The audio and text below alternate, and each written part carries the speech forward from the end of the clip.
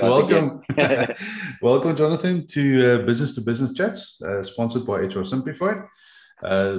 Jonathan, you are the MD, CEO, founder, man that does everything at Chat2Brand. I know you are currently also rebranding into Chat Inc. We'll get into that in a bit.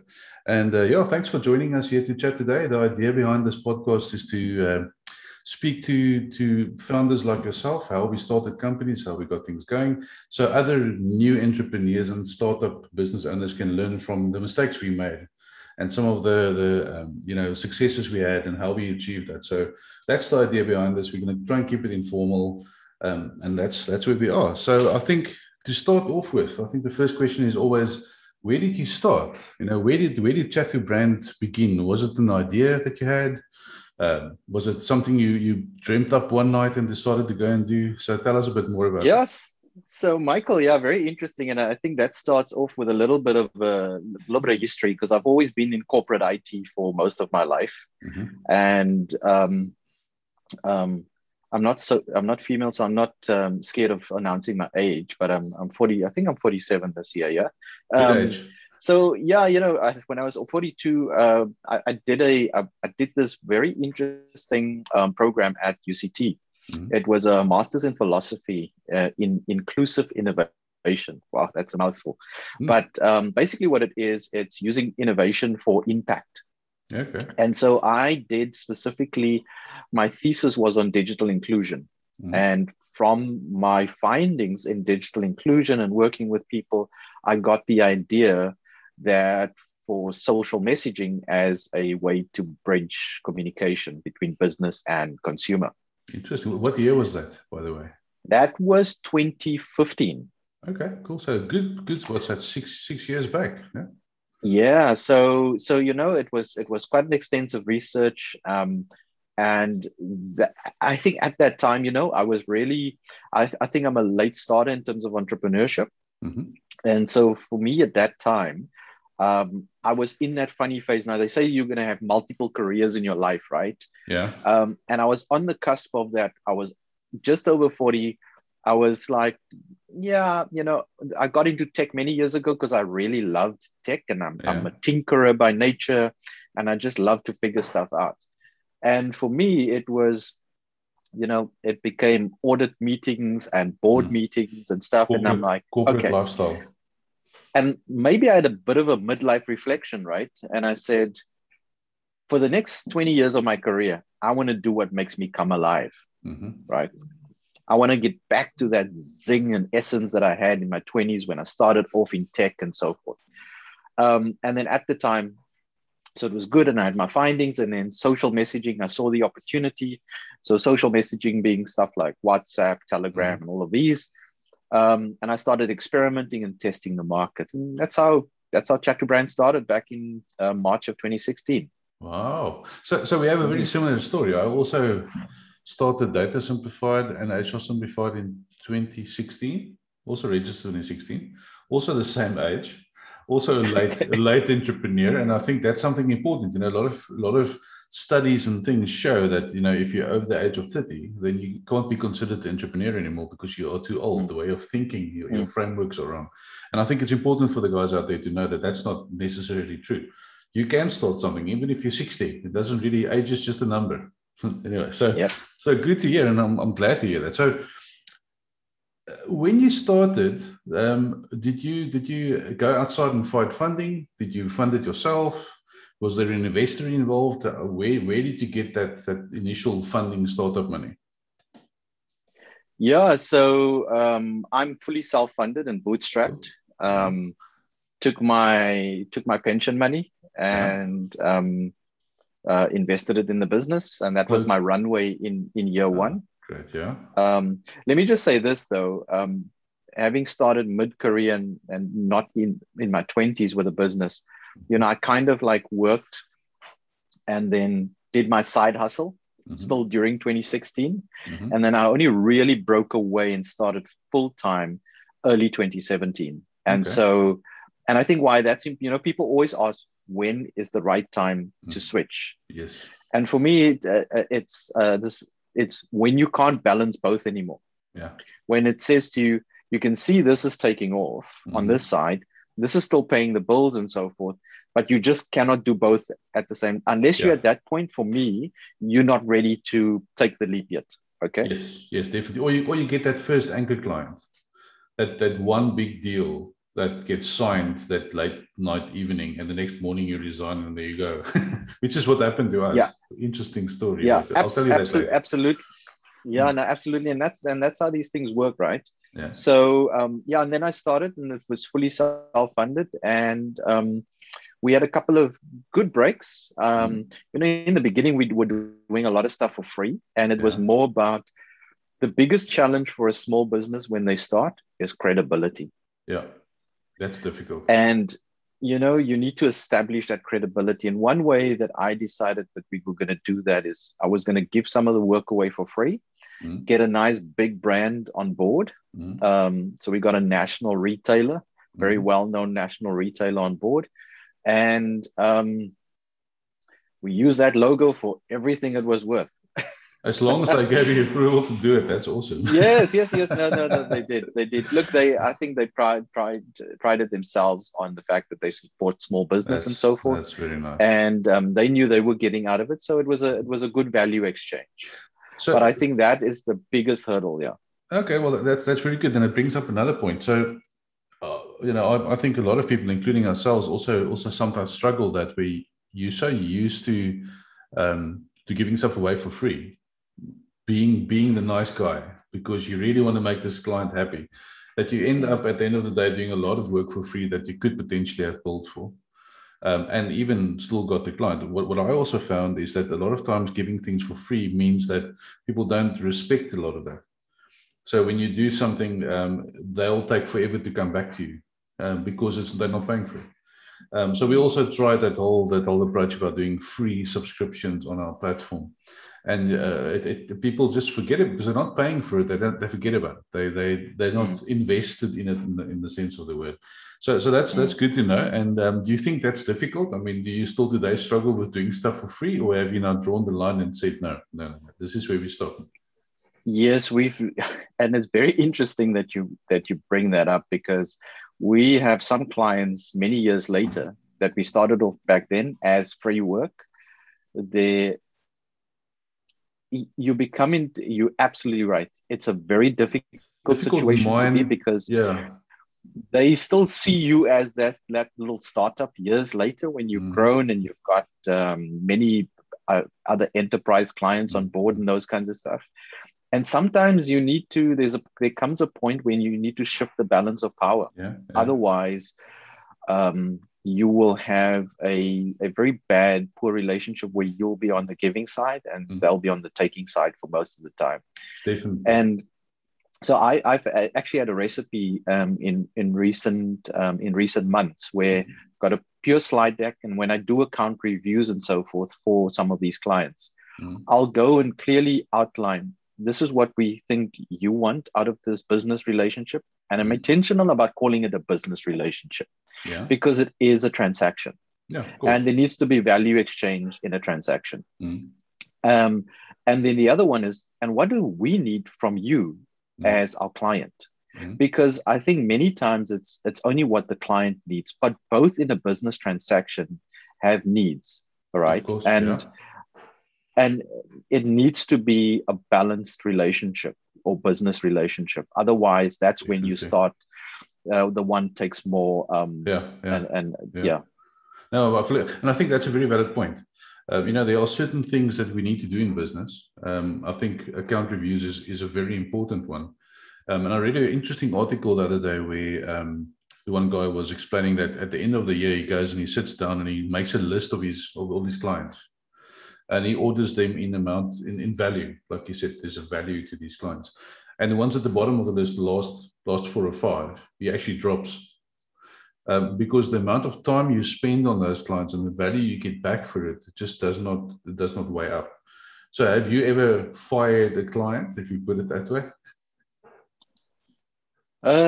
Yes, and I've gotten to the point many a times. And if you it starts with that account review and that honest conversation. Yes. And then Very much.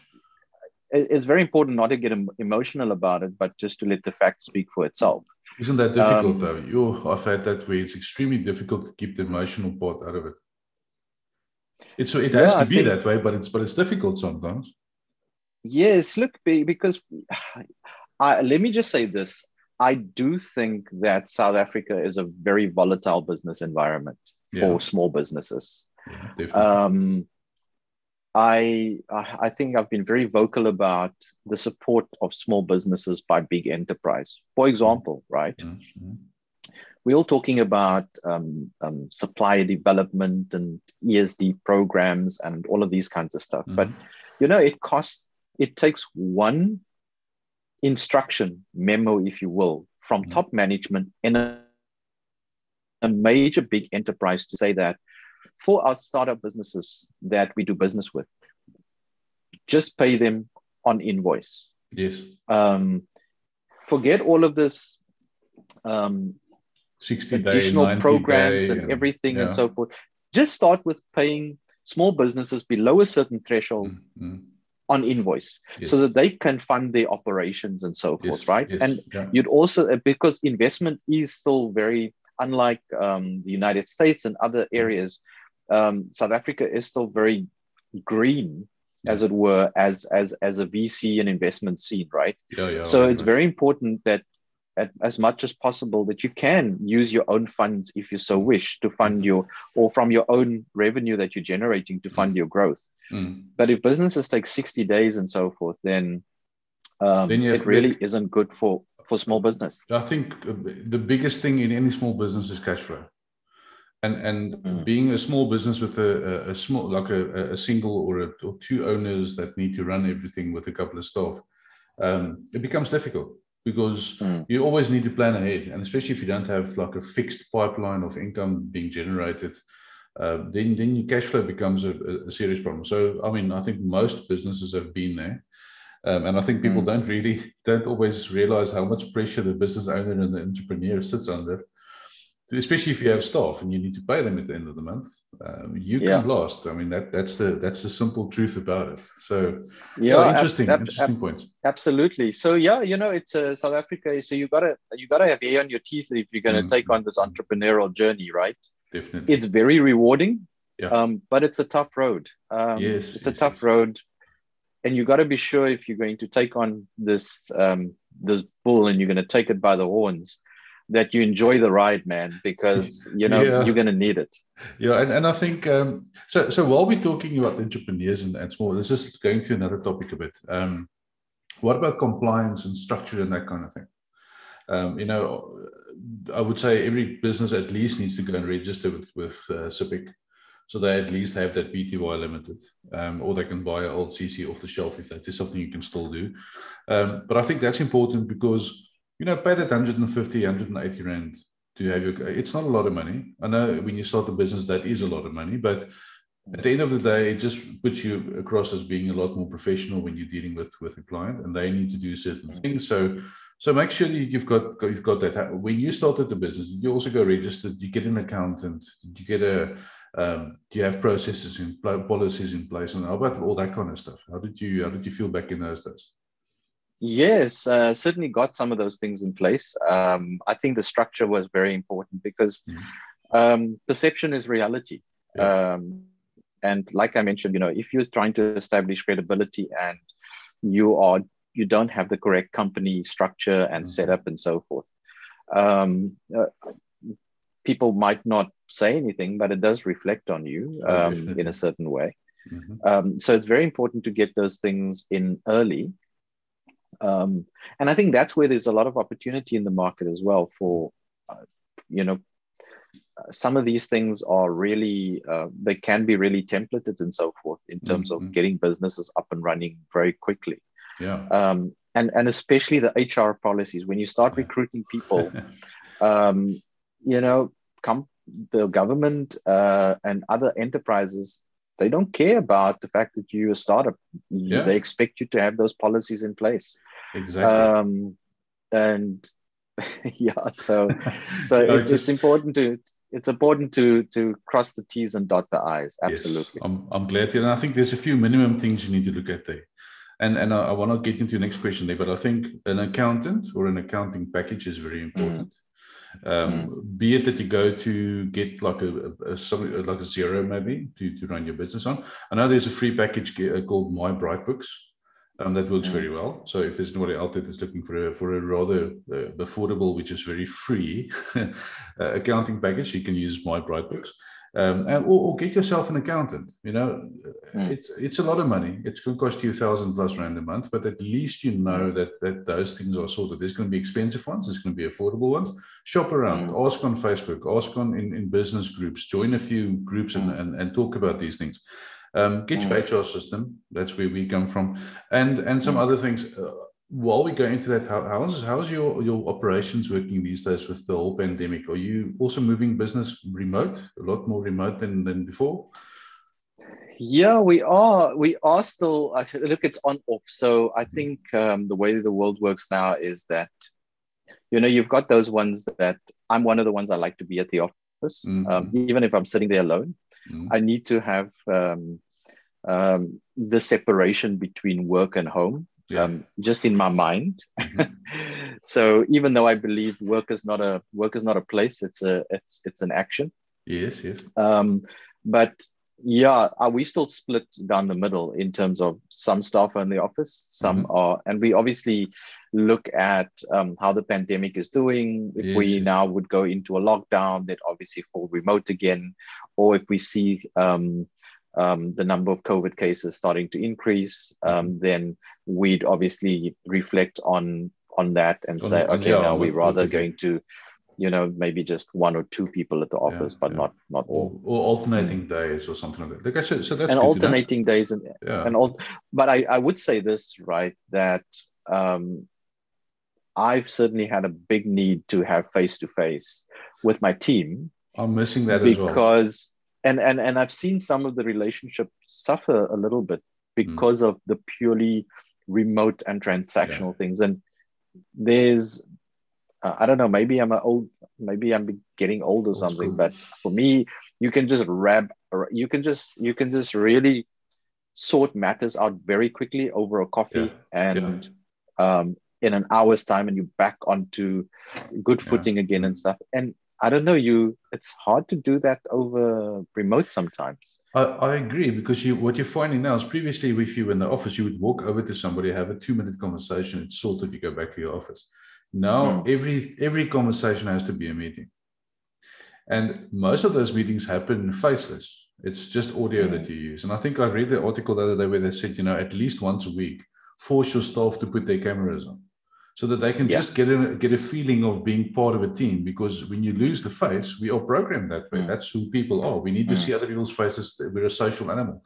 So losing that quickly does impact delivery and that kind of thing. So I think that's important to keep as well. I think I think as well, so for me, what works for me, it's like that water cooler talk and quickly like popping into my office and give me an update and those kinds of stuff. And I've actually got a new rule, right? Because I don't want a meeting for everything. Yes. So I've started using Loom, the video screen recorder and those kinds. And then I know a lot of people hate voice notes, but for me, sometimes we don't need to set up an hour meeting for something that I can tell you over 2 minutes over a voice note, and there you go, right? True, yeah. Or just record my screen, take you through an Excel document or a spreadsheet document to give you my view on, okay, add this in there. You don't need meetings for those things. And that's so I think we just need to use digital tools a whole lot better. And so I've actually started establishing a hierarchy, and a meeting is, I think, number 5. You first do this, then you do that, but you can only have a meeting. And when we have a meeting, there must be a defined outcome and there must be a defined agenda. Otherwise, we don't have it. That's a very good advice. I do like that. I sometimes find myself also not being able to distinguish between just a quick chat and a meeting. So I like that. I'll chat to you a bit more about that maybe in the future. I think that's some advice I can use as well. So before we don't have much time left, and I quickly wanted to get into your international business. I know that Chat2Brand is the local South African, let's call it South African market. And you are thinking, or you are moving your business international with Chat Inc. that you are starting and trying to operate outside the borders of South Africa. So how did that happen, and what made you decide that, and how difficult was it? How much stuff, it's difficult. I know there's a long list of things, so I can't ask you to answer all of them, but did you have to go get a visa? If you can maybe just elaborate on that a bit. How do you take a business and make it international in very simple terms?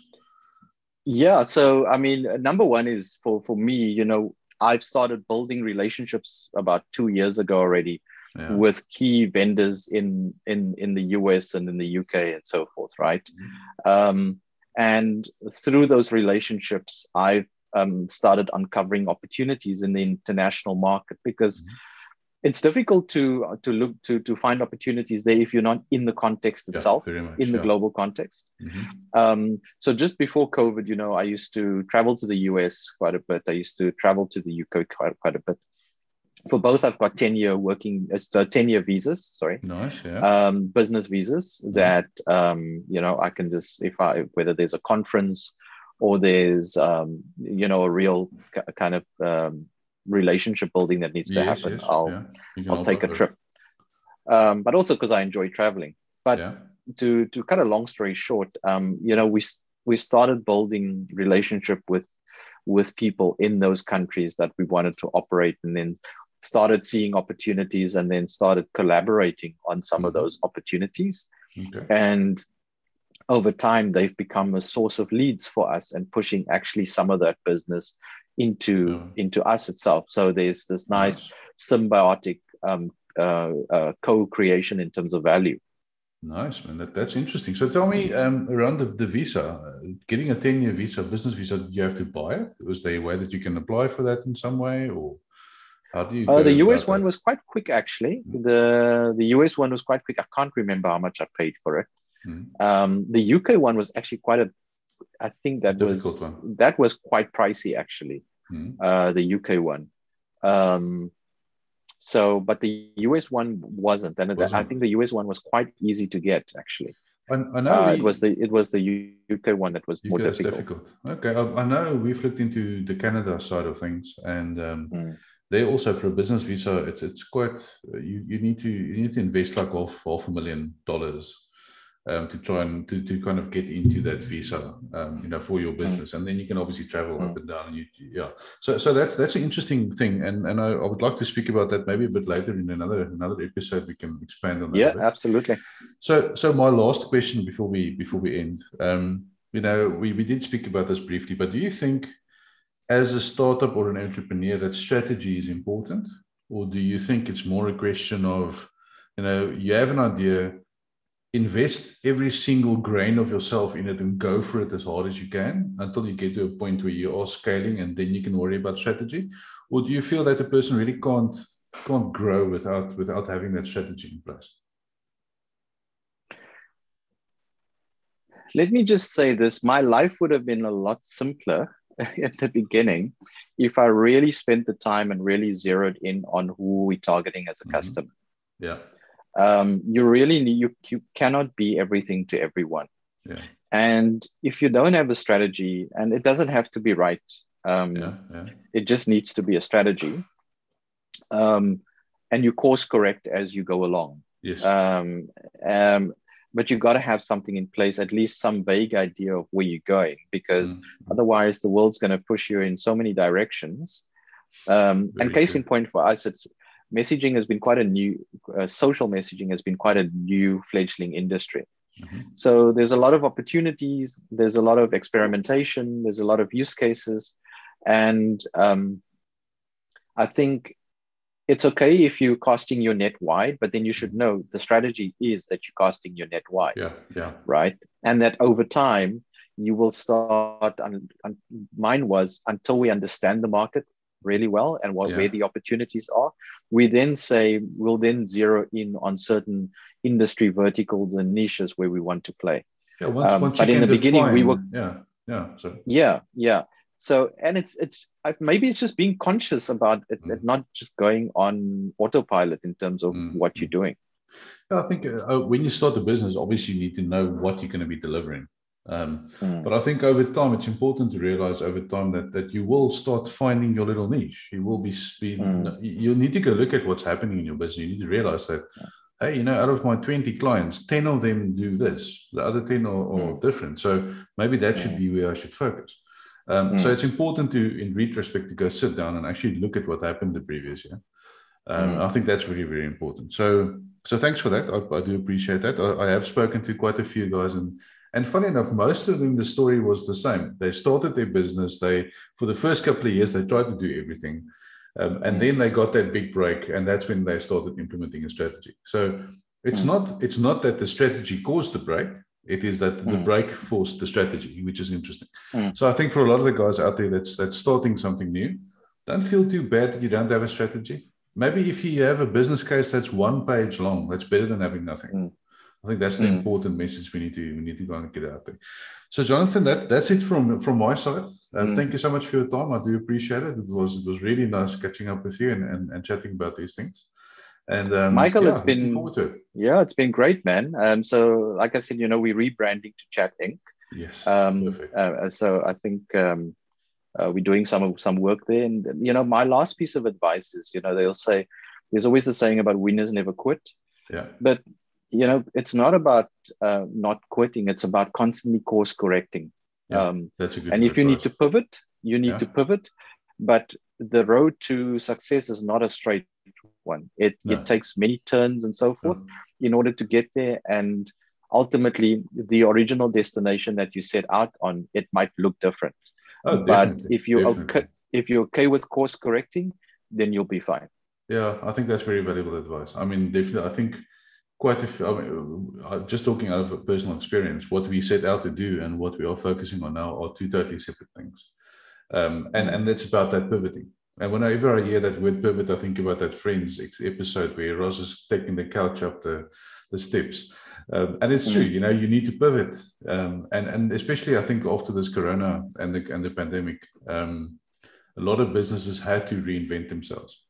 I think a lot of us, we felt the pain. I'm sure you guys felt the pain as well. People just didn't have the money to spend. Things does look like it's slowly but surely correcting itself. So hopefully business gets back to what it should be. But I think it's exciting to be an entrepreneur or a small business in South Africa. We need to embrace that. I think that's part of the South African culture. We need to embrace it. That's us. That's who we are. So thank you. Appreciate the time. Absolutely, Michael. Have a nice day, and it was nice catching up with you. Absolutely. We'll chat soon.